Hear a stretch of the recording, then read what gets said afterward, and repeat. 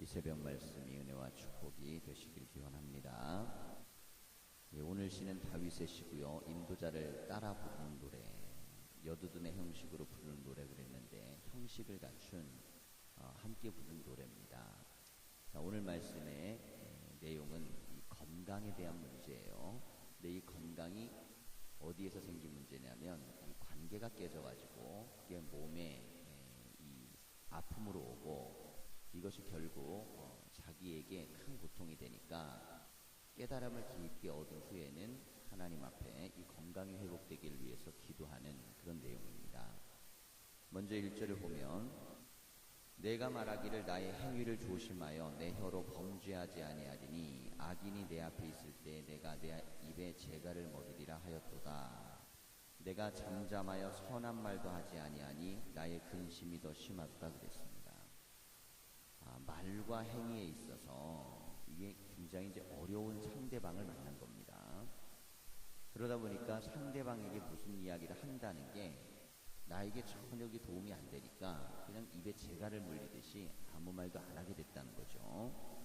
그러니까 견딜 수가 없도록 힘이 드는 거예요. 사람이 말하고 살아야 되는데 말을 못하니까 이게 선한 말이라도 어떤 결과를 낳을지 모르니까 말조차를 못하니까 이게 너무 고통이 됐습니다.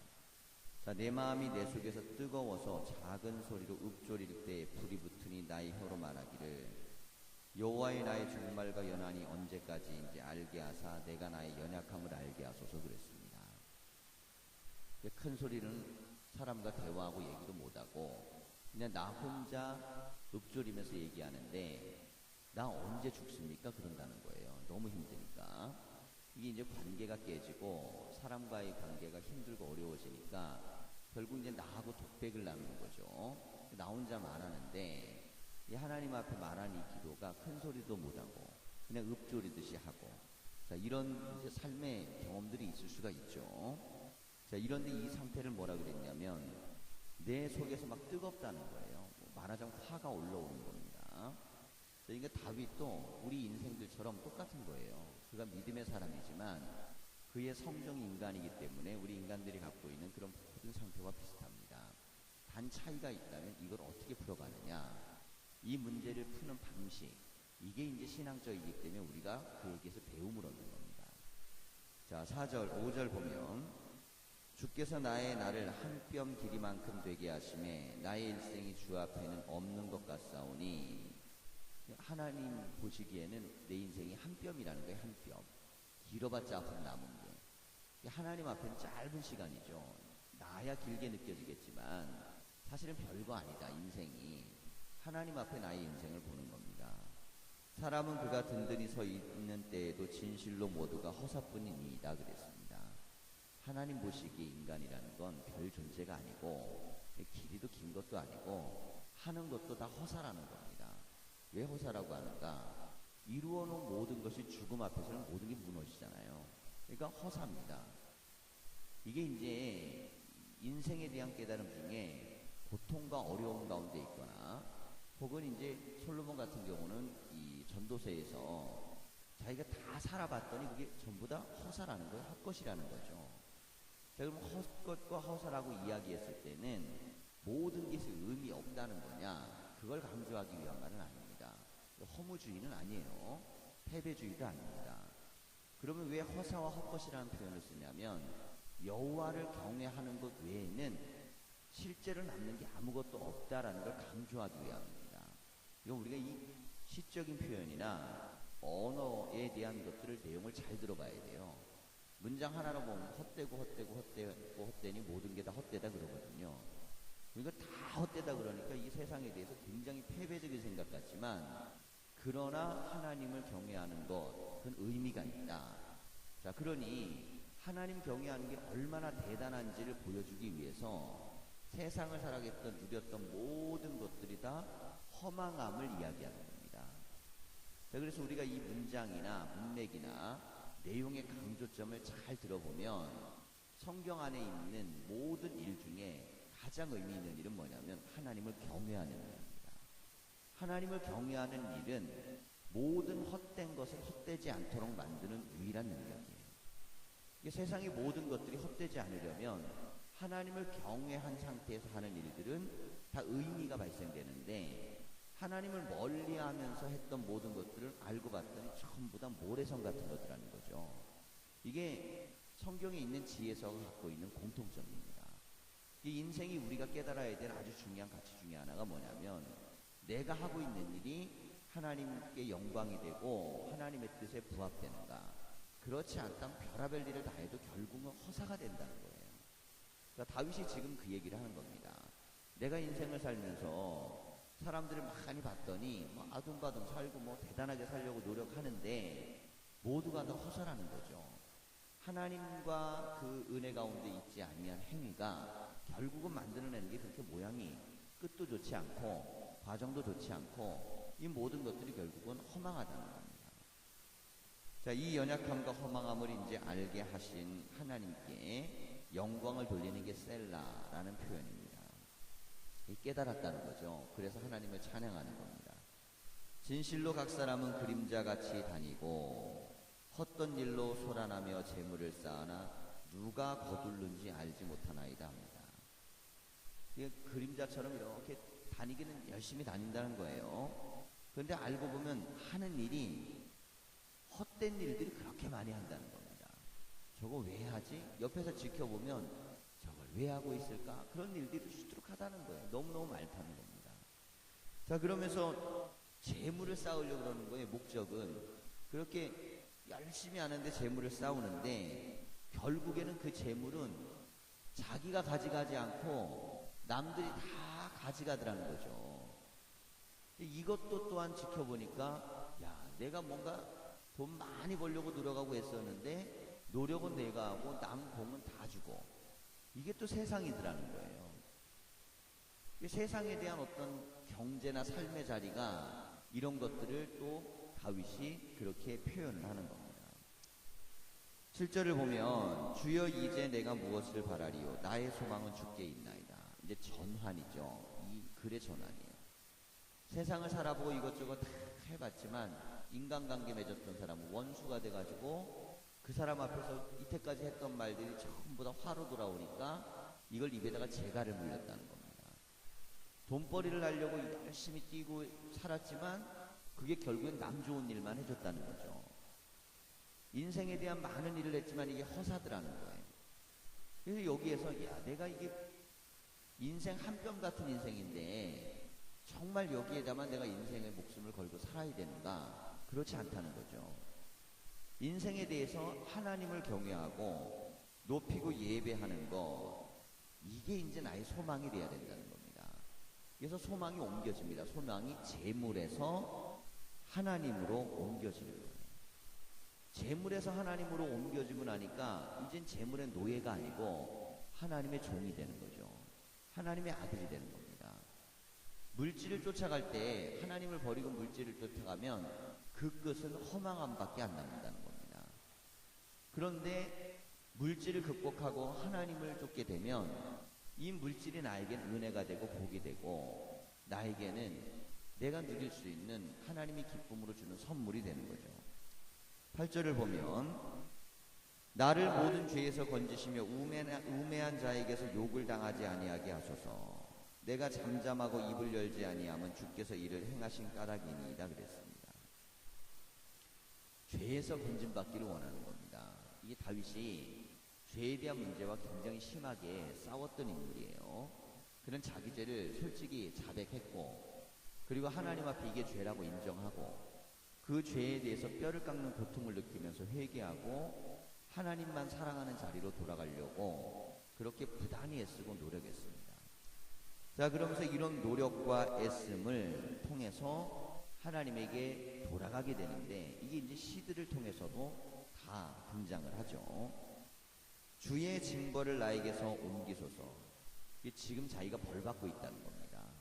하나님 뜻대로 살지 않아서 벌받고 있는데 이게 너무 고통스러우니까 이것 좀 하나님이 제거해 달라는 겁니다. 주의 손이 치심으로 내가 쇠망하였나이다 그랬습니다. 이 결국 하나님의 믿음을 떠나서 사람에게 가고 하나님의 믿음을 떠나서 물질로 갔더니 이게 나에게 복이 된 게 아니고 화가 돼가지고 관계는 깨져가지고 원수가 되고 입에 재갈을 물려야 되고 하는 모든 일은 허사가 돼가지고 이거는 나에게 도움이 되는 게 아니고 남 좋은 일만 시켜줬고 이런 식으로 돼버리다 보니까 내가 했던 모든 일은 실패가 되고 하나님하고 관계까지 깨졌어요. 아니 그럼 하나님하고 관계라도 잘 유지가 되면 나머지 것들이야 좀 안 풀려도 이때까지 인생을 다윗이 보면 아무리 고난이 있어도 하나님하고 좋을 때는 푸른 초장 쉴 만한 물가에 산다 그랬거든요. 고난과 역경 속에 있어도 자기는 참 행복하다 그랬는데 하나님을 떠나 사람과 물질 속으로 들어가고 거기서 뭔가를 누려보려고 그랬더니 다 무너지고 나서는 하나님하고의 관계까지 무너지니까 이 죄와 고통과 마음의 상함과 이게 뭘로 왔냐면 이게 질병으로 왔습니다. 뭐 견딜 수가 없는 거 이게. 그래서 깨달은 겁니다. 하나님 나의 이 죄의 짐에서 나를 옮겨주셔서 나를 지켜주십시오. 하나님이 치셔갖고 제가 이렇게 지금 쇠하여집니다. 그런 겁니다. 하나님이 치셨다는 게 뭐겠어요? 결국은 내가 하나님 떠나서 그것 때문에 대가를 받았다는 겁니다. 주께서 죄악을 책망하사 사람을 징계하실 때에 그 영화를 좀먹음같이 소멸하게 하시니 이 영광스러움이라는 게 찬란할 줄 알았거든요. 그런데 좀 먹기 시작한 거예요. 근데 좀 먹기 시작하면 조금씩 좀 먹다가 나중엔 어떻게 됩니까? 다 부패해 줄 수 있죠. 하나님을 떠났더니 내 영광이 다 사라지더라는 겁니다. 그럼 믿음에서 떠나면 하나님 말씀에서 떠나고 은혜에서 떠나면 처음에는 조금씩 썩어 들어가는데 나중엔 다 썩어버린 거예요. 이걸 당하고 나니까 이게 얼마나 고통스럽고 힘든지를 알게 됐다는 거죠. 이건 체험 속에서 나온 겁니다. 다윗은 믿음이 좋잖아요. 소년 시절부터 얼마나 믿음이 좋은지 하나님이 7형제 제끼고 8번째 다윗을 왕으로 삼았습니다. 그가 아무리 고난과 역경과 어려움이 있어도 하나님만 섬기고 주님과 주님의 기름 부은 종, 이 두 가지 깃발을 들고 죽음의 고통을 견뎌내면서 그는 사울의 핍박을 견뎠습니다. 근데 정작 왕이 되고 나서 편안한 그때 그는 전쟁터에 참여하지 않고 낮잠 자고 나왔다가 인생의 타락 가운데 빠져들어서 견디기 어려운 몇 년의 시간을 보내죠. 근데 결국 그것이 자기의 화로 돌아와서 지금 이게 사람의 관계든 물질의 관계든 하는 일이든 모든 것들이 전부 다 무너졌는데 하나님과의 관계까지 파괴되니까 이젠 살 소망이 꺾이는 겁니다. 이게 다윗이 안 거예요. 믿음이 좋을 때도 하나님을 알았지만 믿음이 무너졌을 때도 하나님을 안 겁니다. 하나님께 가까이 있을 때도 복이었지만 하나님하고 멀어지는 것도 깨달은 거예요. 멀어지는 게 얼마나 또 하나님과의 관계를 깊이 묵상하는 계기가 되는지를 알고 그리고 하나님 앞에 기도를 하는 겁니다. 자, 그러면서 셀라가 또 나와요. 이 안에 또 깨달음을 얻은 거예요. 인생이 이건 다윗은요 죄 짓고도 깨달음을 얻고 회개하면서도 깨달음을 얻고 눈물을 흘리면서도 깨달음을 얻고 그래서 다윗이 훌륭한 겁니다. 다윗이 우리 인간하고 똑같은 성정을 갖고 있지만 그는 어떤 상황 속에서도 하나님에 대한 은혜를 깨닫고 자기를 발견하고 하나님께 가까이 가는 겁니다. 12절을 보면 여호와여 나의 기도를 들으시며 나의 부르짖음에 귀를 기울이소서. 사람하고는 입 닫았지만 하나님에게 기도하는 거죠. 내가 눈물을 흘릴 때에 잠잠하지 마옵소서.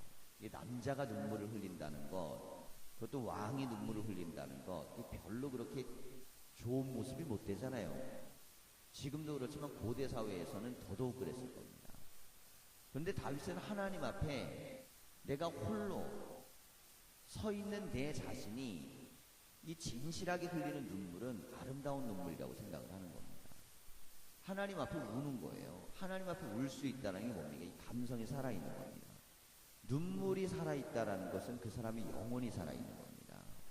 근데 눈물이 메말라 버렸다면 그 사람은 그 영혼이 굳어있는 거죠. 다윗이 강한 용사고 그는 군인입니다. 군대에서 평생을 살았던 사람이에요.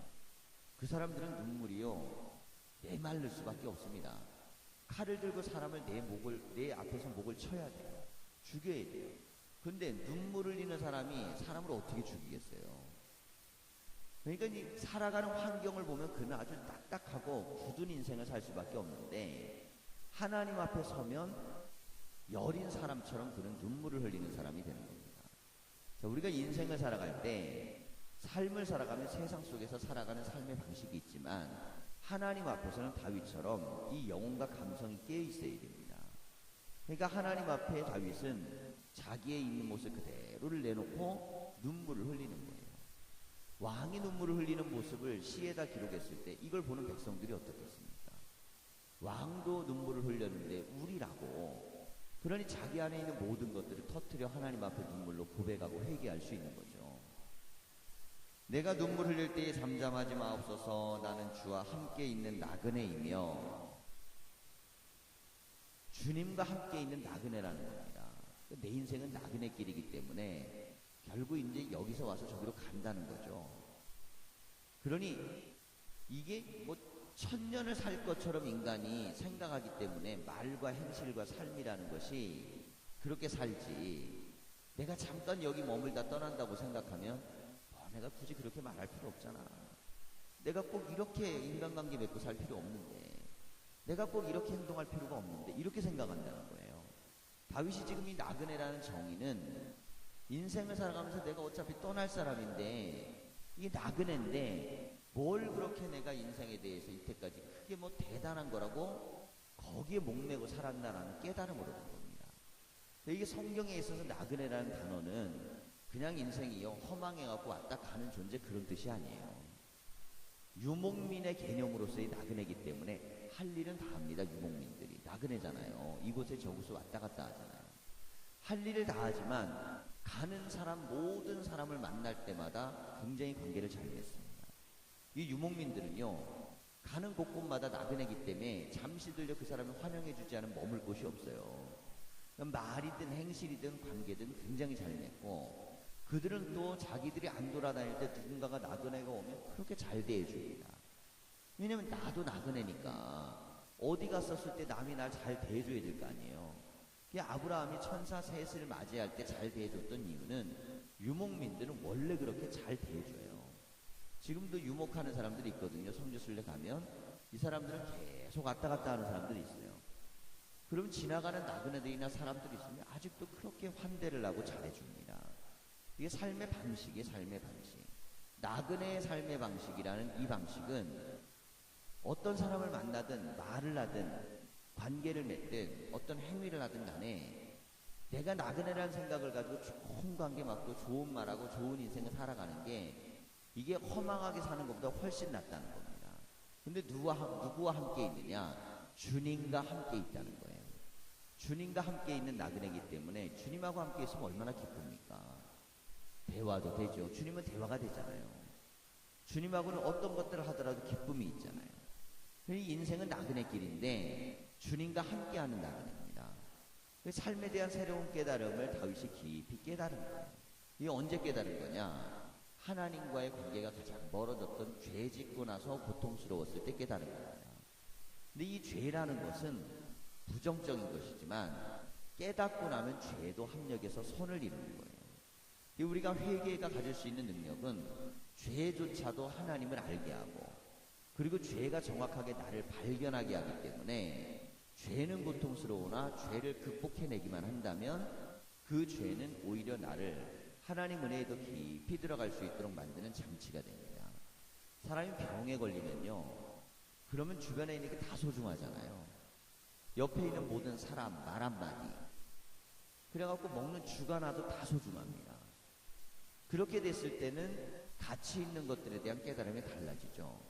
잃은 것이 아프지만 잃었을 때 주변에 있는 모든 게 소중해지기 때문에 그것을 통한 깨달음들이 있어요. 지금 다윗이 그 깨달음을 얻는 겁니다. 나의 모든 조상들처럼 떠도나이다 그랬습니다. 내 모든 조상들도 다 알고 보면 아브라함, 이삭, 야곱도 다 떠도는 사람들이었잖아요. 근데 그들의 특징이 뭡니까? 떠돌 때 여호와께서 함께 하십니다. 하나님이 함께 하시면 됩니다. 인생은 떠도는 인생이지만 함께 하면 그 안에는 의미가 있는 거죠. 주는 나를 용서하사 내가 떠나 없어지기 전에 나의 건강을 회복시키소서 그럽니다. 이게 내가 떠나 없어지기 전에가 해석이 죽기 전에 라는 의미인지, 아니면 내가 여기서 정말 내 모든 게 마음이 떠나갖고 무너지기 전인지, 그건 해석에 따라 약간 다를 수는 있어요. 그렇지만 여기에서는 어쨌든 간에 나의 건강을 회복시켜 주옵소서라고 기도하는 겁니다. 근데 이 건강의 문제가 뭐하고 관계에 있다는 거예요? 자기 안에 있는 내면의 죄의 문제라는 겁니다. 용서해 달라는 거예요. 이 용서에 대한 것은 뭐냐면 하나님을 떠났기 때문에 사람과 물질 속에서 무너져버린 나의 마음의 아픔들입니다. 이게 하나님께 돌아가게 싸우니 하나님 나를 용서해 주시고 내 몸을 좀 회복시켜 달라는 겁니다. 우리가요 하나님의 믿음에서 떠나고 약화되면 그때부터는 주변의 것들이 다 이루어지는 것 같아도 무너지고 잘 될 것 같다가 허망해지고 이게 뭐 내가 돈 다 벌 것 같다 남 다 잘해주고 이렇게 된다는 거죠. 그래서 우리가 말씀과 믿음 가운데 거하는 자에게 들어오는 게 뭐냐면 복입니다. 복이라는 게 뭡니까? 하나님이 하늘로부터 나에게 채워주시는 겁니다. 채워주시니까 나타나는 게 뭐냐면 결핍이 없는 거예요.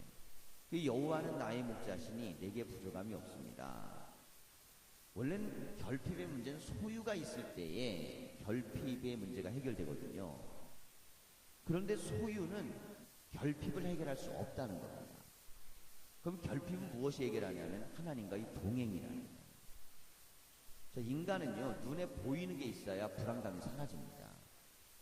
그런데 보이지 않는 하나님이 내 안에 계시면 불안감이 사라진다는 거예요. 이게 다윗이 갖고 있는 하나님과 물질과의 관계를 설명하는 내용이에요. 우리가 믿음으로 신앙생활을 할 동안 세상에 있는 소유가 나의 결핍을 해결하지 않습니다. 부족함의 문제가 생기는 이유는 딱 하나예요. 하나님과의 관계가 내가 깊이 들어가면 부족에도 넉넉하게 느끼는 거고요.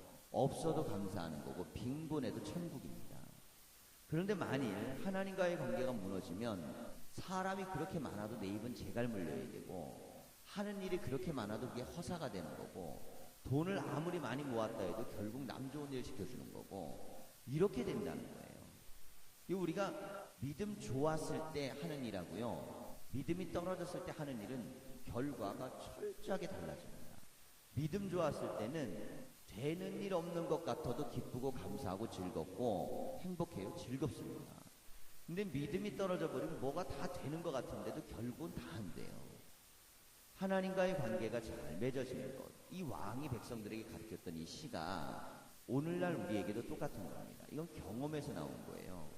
그냥 교리나 이론이 아닙니다. 스스로 자기가 삶 속에서 터득한 진리를 우리에게 말씀하는 겁니다. 우리가 주님 앞에 나아가는데 이 다윗처럼 하나님과 더 가까워져서 우리의 삶의 문제도 하나 해결되고 풀려지고 그리고 특별히 우리의 문제가 우리의 건강의 훼손으로 오지 않도록 심신이 지치면 하고 싶은 일들도 제대로 못하잖아요. 그러니 우리 이 다윗의 고백이 우리의 고백이 되고 기도가 되고 은혜가 다 되시기를 간절히 축원합니다. 기도하겠습니다.